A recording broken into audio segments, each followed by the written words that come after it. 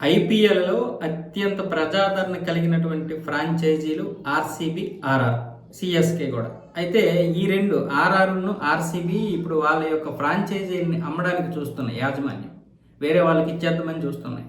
అయితే ఆర్ఆర్కి రాజస్థాన్ రాయల్స్కి ఇప్పుడు ఒక మంచి ఆఫర్ అయితే వచ్చింది. అది ఎక్కడి నుండి వచ్చిందంటే Columbia Pacific Capitals Partners consortium నుంచి ఈ ఆఫర్ అయితే వచ్చింది. ఎంత? $1.7 బిలియన్, 16,000 కోట్ల రూపాయలకి అయితే ఈ యొక్క ఆఫర్ వచ్చింది. కానీ ఇప్పుడు దీన్ని తిరస్కరించిందంట. ఎందుకంటే తన యొక్క విలువ కేవలం 16,000 కోట్లే కాదు, మరొక 5-6,000 కోట్ల రూపాయలు ఎక్స్ట్రా కోసం చూస్తుందంటే 20,000 కోట్ల పైగానే తన యొక్క ఫ్రాంచైజీ విలువ ఉందన్నట్లుగా ఆర్ఆర్ అయితే చూస్తుంది. ఇంకా ఆర్సీబీకి ఎంత అనేది తెలియలేదు. ఆర్సీబీని ఇంకెవరు కొనడానికి కూడా ముందుకు రాలేదు. బహుశా అది ఇంకా ఎక్కువ ధర పలకొచ్చనే ఉద్దేశమేమో. కానీ మొత్తానికైతే యుఎస్, కెనడాలో ఇన్వెస్ట్మెంట్ బ్యాంకింగ్ ప్రైవేట్ ఈక్విటీ సంస్థ అయినటువంటి సిపిసిపి ఈ బిడ్ను దాఖలు చేసింది. కేవలం 2 వారాల్లోనే మొత్తం సొమ్ము చెల్లిస్తామని వ్యవస్థాపక పార్ట్నర్స్ నిశా సచ్దేవా, దుగ్జీత్ గుప్తా ముందుకు వచ్చారు. అయితే ఆర్ఆర్ బోర్డు మాత్రం ఈ ఆఫర్ను తిరస్కరించింది.